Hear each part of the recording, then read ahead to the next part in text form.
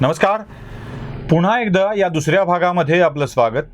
गरुड ads आणि analyser यांच्या वतीनं आपण काही विशेष स्त्रियांच्या मुलाखती घेतो आहोत. आपल्याकडं एक म्हण, एक कविता, एक गाणं खूप प्रसिद्ध आहे. पुरुष काय पण स्त्रियाही लढल्या, परंपरा ही अमुची, काय तुम्हा ठाऊक लढली वीरांगना झाशीची, दाभाड्याची उमा आणि चेन्नम्मा कित्तूरची. नवरात्र आला की नवदुर्गा असा विषय काढत याच सगळ्या पराक्रमी स्त्रियांच्या स्मरणाची आवर्तनं आपण करत असतो.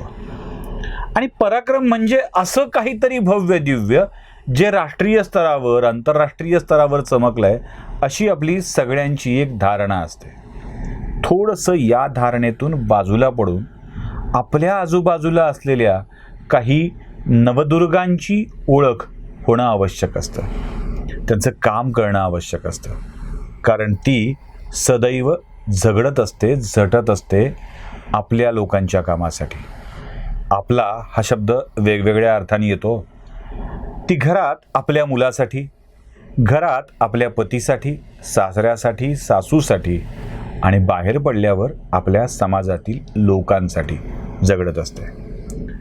तिचं हे सगळं काम आपल्या दृष्टीनं खूप छोटं, खूप लहानसं असेल, पण तरीही ते खूप मोठं असतं. इतकं मोठं की कोणीतरी कौतुकाची थाप मारावीच लागते.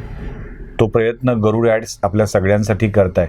आणि त्याच मालिकेत आपण आज दुसऱ्या एका दुर्गेशी भेटणार आहोत. दुर्गा हा शब्द मी का वापरतोय? त्या लढतायत, शस्त्र हाती घेतायत म्हणून नव्हे, पण त्या खरोखरच दुर्गा आहेत हे तुमच्या लक्षात येईल. डॉक्टर वैशाली देशपांडेंचं या गप्पांमध्ये आपण स्वागत करूया. डॉक्टर वैशाली देशपांडे या रेडिओलॉजिस्ट आहेत आणि त्यांचं स्वतःचं औरंगाबादमध्ये शलाका इमेजिंग सेंटर आहे. डॉक्टर आहेत, ज्या स्त्रियांच्या स्तनांच्या कर्करोगावर विशेष काम करत आहेत आणि त्यांच्यामुळं स्तनाच्या कर्करोगाविषयीची जाणीव, जागृती अधिक मोठ्या प्रमाणावर होते आहे. कर्करोगाच्या दुर्धर आजाराने खूप वाईट स्थिती येण्याआधीच अनेक स्त्रियांना या आजाराची जाणीव करून देणाऱ्या, त्याविषयीची जागृती करणाऱ्या डॉक्टरच्या आपण बोलणार आहोत. डॉक्टर, खरं तर हा आजारच मुळात एक असा आहे की याच्याविषयी बोलताना अनेकांना संकोच यायला होतं. म्हणजे आपल्याकडची एक फार वाईट पद्धत आहे. स्तन हा विषय समोर आला की लगेच लोक वेगवेगळ्या तर्कांवरती, उपहासाना हसतात. या विषयात काम करताना हा बुजरेपणा, हा समज कधी अडवा येतो असं वाटतं का आपल्याला? हो, येतो. अगदी आम्हाला आमची सुरुवातच ह्या कामाची ह्याच्यातून झाली की आम्ही पाहायचो. जेव्हा मी रेडिओलॉजी केलं, पासआउट झालो आणि पेशंट पाहायला सुरू केले. मी मोठ्या एका औरंगाबादच्या प्रतिष्ठित रुग्णालयात काम करत होती आणि सर माझ्यासोबत कायम काम करायचे.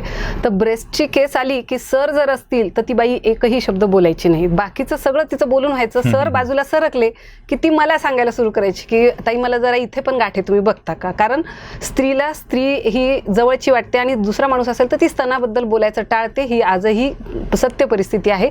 थोडा अवेअरनेस जरी वाढला असेल तरी ही खूप, त्याच्यामुळे काय होतं की जी स्तनातली गाठ आहे किंवा जिचे काही प्रॉब्लेम्स आहेत त्या सांगायला बायका कचरतात, मागे सरकतात. दवाखान्यात जाऊन पायरी चढून डॉक्टर माणूस आहे पाहून किंवा जेंट्स आहे पाहून त्या मागे सरकतात. ही अगदी सत्य परिस्थिती आहे.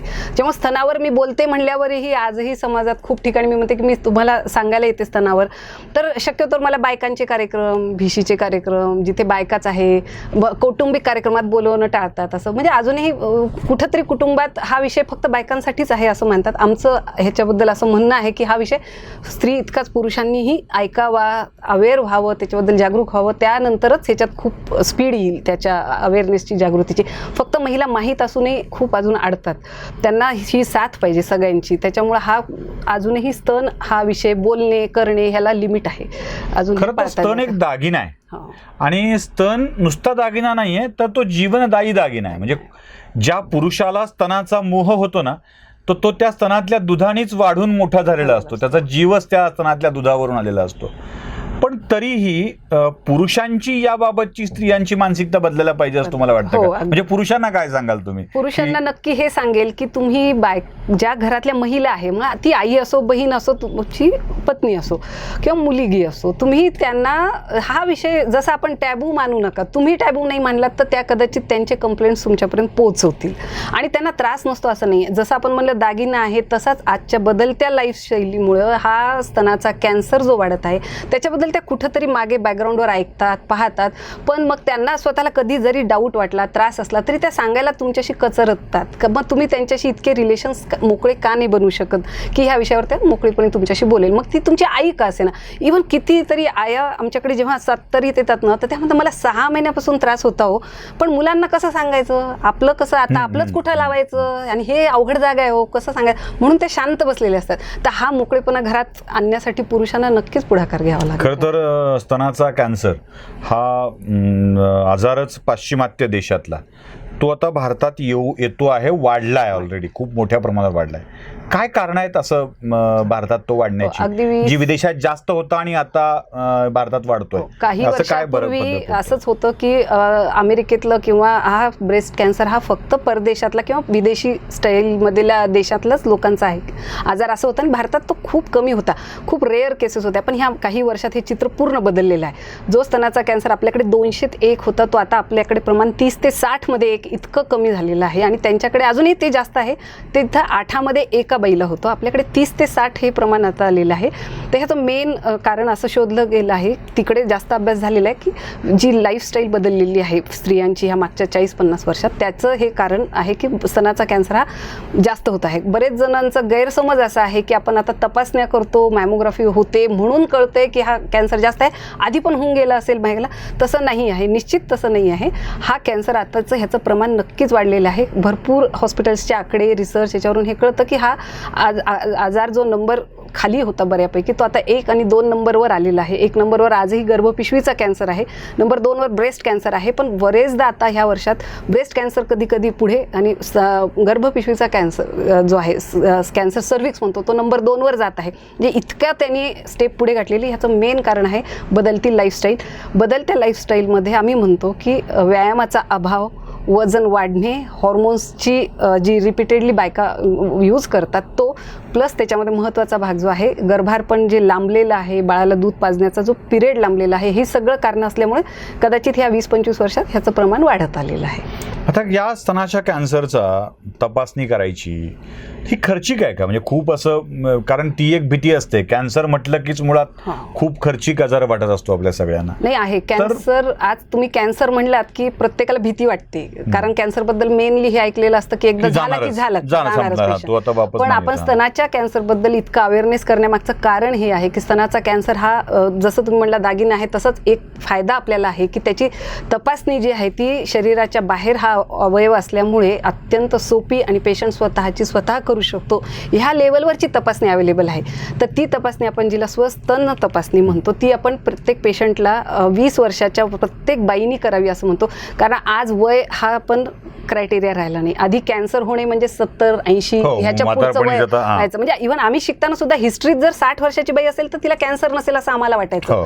पण आता तसं राहिलेलं नाही. 30शीत पण कॅन्सर होतो, 40शीत पण होतो. त्याच्यामुळे आपण वय हा क्रायटेरिया ठेवला नाही. आता स्वस्तन तपासणी जी आहे त्याच्यात 3 प्रकार आहेत की जे एक स्वतः पेशंट करू शकतो ती तपासणी, स्वस्तन तपासणी.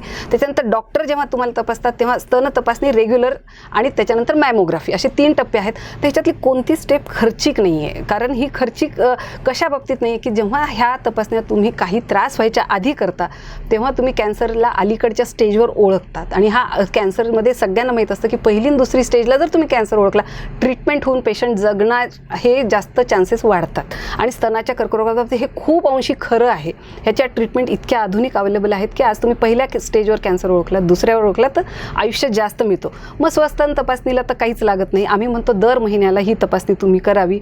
याबद्दल स्वस्तन तपासणी किंवा सेल्फ ब्रेस्ट एक्झामिनेशन असे व्हिडिओज आहेत, इंटरनेटवर भरपूर ठिकाणी सापडतात. किंवा आमचं जे शलाका इमेजिंग सेंटरचं यूट्यूब चॅनल आहे त्याच्यावर आम्ही हा स्वस्तन तपासणीचा व्हिडिओ टाकलेला आहे. किंवा ही तपासणीचे पॅम्पलेट्स अवेलेबल असतात. तर ही केली, महिन्याला एकदा करावी. 20 वर्षाच्या वरील प्रत्येक स्त्रीने करावी. तिला त्याच्यासाठी महिन्यातून फक्त स्वतःसाठी 5 मिनिटं वेळ काढायचा आहे आणि त्यात एक नियमितता ठेवायची आहे. आम्ही म्हणतो की जशा चांगल्या सवयी आपण अंगी बाणवतो, ब्रश करण्याची सवय काही वर्षापूर्वी नव्हती, आता आपण 2दा ब्रश करतात, मुलं करतात, आपण अगदी अंगी बाणवलं, आता काही त्याच्यात विशेष नाही. तशी ही स्वस्तन तपासणी तुम्ही रेग्युलर अंगी बाळगला तर ही सगळ्यात स्वस्त आणि सोपी तपासणी आहे. त्याच्यानंतर येते मॅमोग्राफी किंवा डॉक्टरांकडून तपासणी. डॉक्टरांकडूनची तपासणी म्हणतो आपण 40च्या पुढच्या बायकांनी 2 वर्षाला एकदा डॉक्टरांकडून करून घ्यावी. आणि मॅमोग्राफी ही तपासणी वाटती तशी महागडी नाही, अतिशय स्वस्त. ह्याच्यामध्ये कॅन्सरसारख्या दुर्धर आजाराचा अतिशय अर्ली स्टेजला निदान करणारी ही तपासणी आहे. 1000 ते 1500 रुपये ह्या खर्च येतो. खूपच कमी आहे आणि त्या मानाने तिचा तुम्हाला त्रास व्हायच्या आधी तो कॅन्सर कळतो. आणि ही रेग्युलर तुमच्या जसं तुम्ही ब्लड तपासायला जाता आणि शुगर आहे का पाहता, BP आहे का पाहता, तसंच मॅमोग्राफी करा असं आमचं सगळ्यांना म्हणणं आहे. स्वस्तन तपासणी ही तुमच्या लेवलवर आहे आणि मॅमोग्राफी ही डॉक्टरच्या लेवलवर आहे.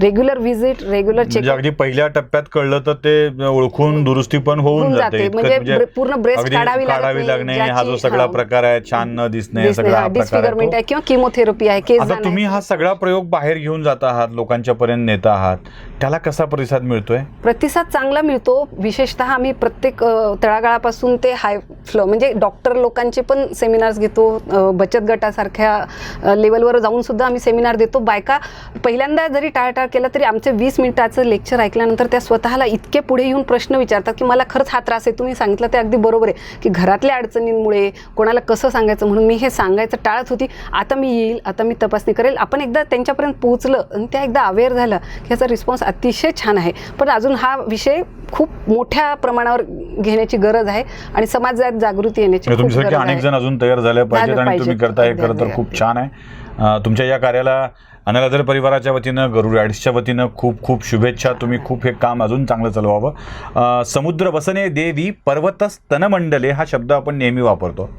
जिला समुद्राची वसनं घातलेली आहेत, वस्त्र घातलेली आहेत आणि पर्वतांना स्तनमंडलाची उपमा दिलेली आहे. स्तन हा शब्द अश्लील नाही होऊ शकत. तो खरंच खूप श्लील आहे, तो जीवनदायी आहे आणि तो सौंदर्यदायी सुद्धा आहे. या सौंदर्याचं रक्षण करणं आणि प्रत्येक स्त्री पुरुषाला ज्यातून पहिल्यांदा जीवनामृत मिळतं त्याचं निरोगी असणं खूप आवश्यक आहे.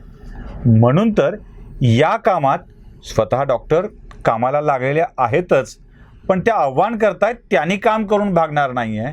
स्तनांविषयीचे गैरसमज बाजूला ठेवून, अपसमज बाजूला ठेवून त्यावर खुलेपणाने चर्चा झाली पाहिजे आणि स्त्रियांचे जीव वाचले पाहिजेत.